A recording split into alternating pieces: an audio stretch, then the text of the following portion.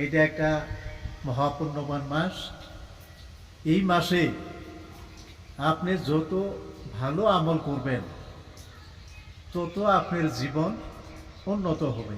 যেমন একটা আমল খুব সহজভাবে করা যায়, আর এই আমলের মধ্যে অনেক পুণ্য বা সওয়াব আছে।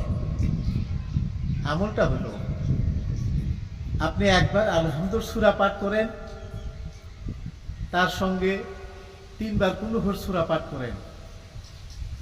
রাসূল সাল্লাল্লাহু আলাইহি সাল্লাম বলছিলেন এই কথাটা,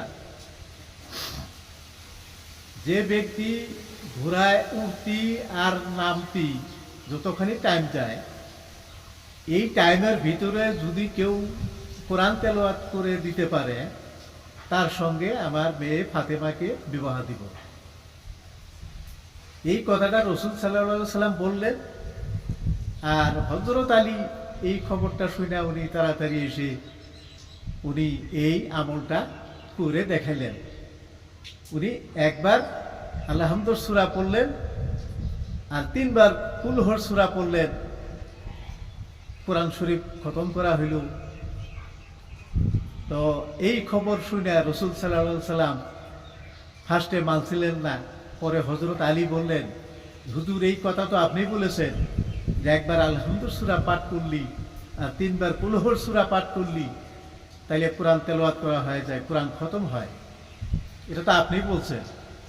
তখন রাসূল মেনে নিলেন আর হযরত আলীর সাথে হুজুরের মেয়ে ফাতেমাকে বিবাহ করাই দিলেন।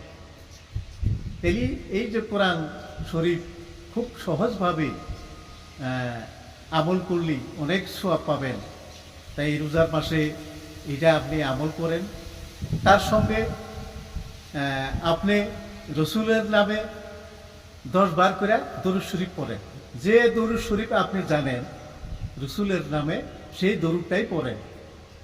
দরুদের যেমন একটা কথা, যেমন হাদিসে আছে যে দরুদের এত ফজিলত, এত গুরুত্বপূর্ণ আমল এটা। একজন মানুষ পানির মাছ মারবার যাইয়া সেখানে একটা মাছ মারছে, আর সেই মাছটা মারার পরে দেখলো এত সুন্দর দেখা যায় মাছটা জালুয়া নিয়ে বাড়িতে আসলেন, আর তার স্ত্রীকে কইতেছে যে এই মাছটা আজকে আমরা বিক্রি করব না, এই মাছটা রান্না করো, দুজনে মনের স্বাদে আজকে এই মাছটা খাই। জাইলানি মাছটা কাইটা কুটা ক্লিয়ার করে তারপরে মাছটা পাক করার জন্য তেলের মধ্যে ছেড়ে দিলেন। আর এই কাটা মাছ তেলের মধ্যে দেওয়ার পরে মাছটা ফের তাজা হইয়া তেলের মধ্যে দিয়ে ঘুরতেছে, আর গুনগুন সুরে কিবা কইতেছে, যত আগুন দিতেছে, যত জাল দিতেছে, যত তেল দিতেছে, মাছ আর সিদ্ধ হইতেছে না, ভাজা হইতেছে না। মাছ ওইভাবে গুনগুন করে কিবা কইতেছে আর তেলের মধ্যে দিয়ে ঘুরতেছে। তারপরে জাইলারে করলো, জিজ্ঞাসা করলো, এটা আপনি কি করে দিয়েছেন, দেখেন এটা মাছটা কি। জালু আয়সা দেখলো যে হয়তো মাছ তেলের মধ্যে দিয়ে তাজা মাছ ঘুরতেছে, বেড়াইতেছে, আর কিবা কয় গুনগুন করে, কি যে কয় এটা তো বুঝে না। পরে দুইজনে মিলে এই মাছটাকে নিয়ে ওই গ্রামে একজন মহাজ্ঞানী মানুষ ছিল, ইনি পূর্ব যুগের মানুষ, বৃদ্ধ মানুষ, ওনার আল্লাহ তাআলা অনেক জ্ঞান দিছিল, ওনার কাছে নিয়ে যাইয়া এই মাছটা যখন রাখলো, তখন উনি দেখলো ওই মাছে মুখ দিয়া নবী করিম সাল্লাল্লাহু আলাইহি সাল্লামের নামে দুরূদ করতেছে। তাই ওই বিজ্ঞ জ্ঞানী মানুষজন উনি দিশা পাইলেন যে এই মাছে নবীর নামে দরুদ পড়ে এই মাছ আজীবন ভরে আগুন দিয়ে আপনি জাল করলে এই মাছ সিদ্ধ হবে না, এই মাছ পাক হবে না, পাক করা হবে না, কাজেই এই মাছটা তোমরা নদীতে ছেড়ে দিয়ে আসো। পরে মাছটা নদীতে ছেড়ে দিয়ে আসলো, মাছের মতো মাছ চলে গেল। তাইলে ভাই দেখেন, নবীর নামে দরুদ পড়লে এই দরুদের কত শক্তি আর কত বুজুর্গ আছে।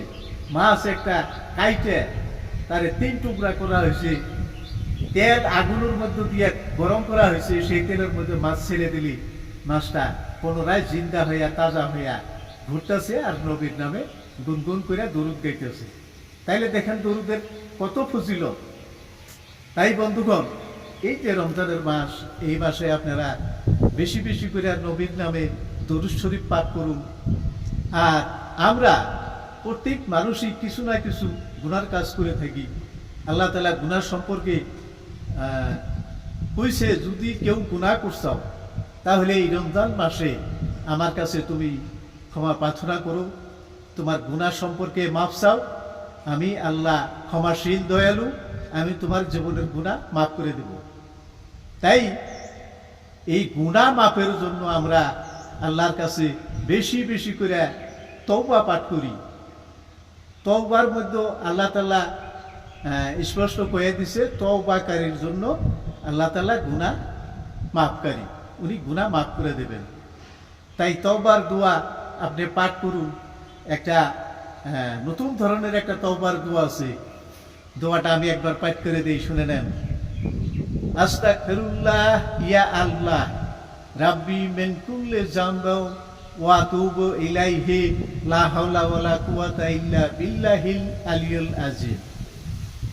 এই তওবা যদি আপনি হর হালাতে সব সময় 5 ওয়াক্ত নামাজ পড়িয়া যদি আপনি তওবা পাঠ করেন, আর রাসূল সাল্লাল্লাহু আলাইহি সাল্লাম প্রত্যেক নামাজে সালাম ফিরাইয়া উনি 3 বার করে তওবা পাঠ করতো নিজেই।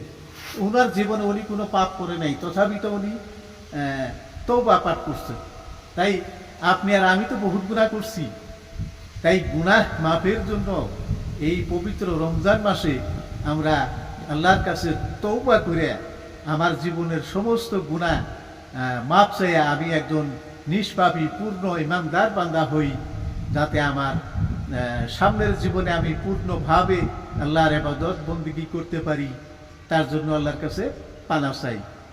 বন্ধুগণ, এই যে আমলটার কথা বললাম, এই আমলটা আপনারা যে করবেন, কিভাবে করবেন?